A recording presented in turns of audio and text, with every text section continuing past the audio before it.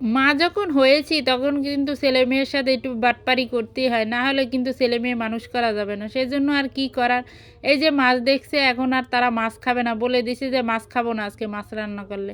আর মাছ তো আমার খাওয়াতেই হবে যেভাবেই হোক মাছ খাওয়াতে হবে। সেজন্য কি করলাম একটা পুঁতো নিলাম।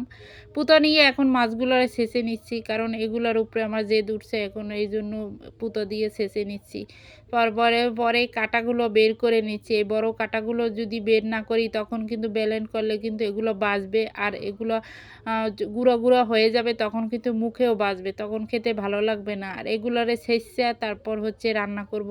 যেন ওরা না বুঝতে পারে যে এগুলো মাছ ছিল। সেজন্য আমি সেই ব্যবস্থা করছি। একটু বেলুনি দিয়েও ছেঁচে নিচ্ছি কারণ ওটা দিয়ে একটু ভারী ছিল, আমার কষ্ট হচ্ছিল। সেজন্য আবার বেলুন দিয়ে কিছুক্ষণ ছেঁচা দিলাম। তারপরে এখন এই বড় কাঁটাগুলো বের করলাম আর এটা আমি ব্লেন্ড করব। আর কিছুক্ষণ আগে আমি মসলা করছিলাম সেজন্য ওটা মাখা ছিল। তারপর বললাম যে ওগুলো সমস্যা নাই ওটা তো মসলাই সেটার মধ্যেই করে নিলাম। আর এই দেখেন এখন পুরা ব্লেন্ড হয়ে গেছে। এখন কিন্তু ওরা বুঝতেই পারবে না যে এটা মাছ ছিল।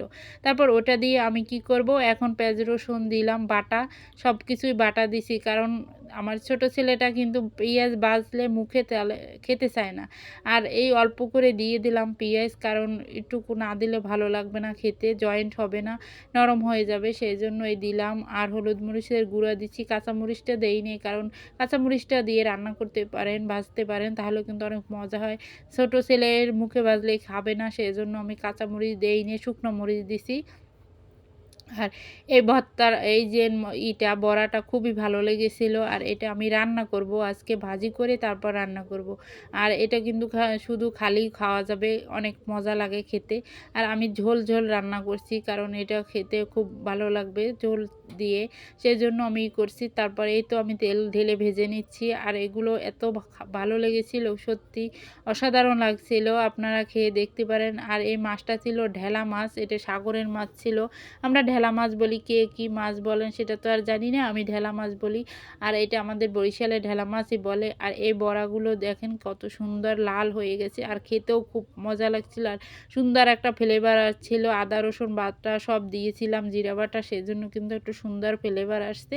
আর এই তো এখন এই মশলা দিয়ে তারপর কিন্তু আমি এই বড়াটা রান্না করব, খেতে খুবই অসাধারণ লেগেছিল। আর আমি আলু কেটে নিয়েছিলাম কারণ মাছ রান্না করব সেজন্য আলু কেটে নিয়েছিলাম।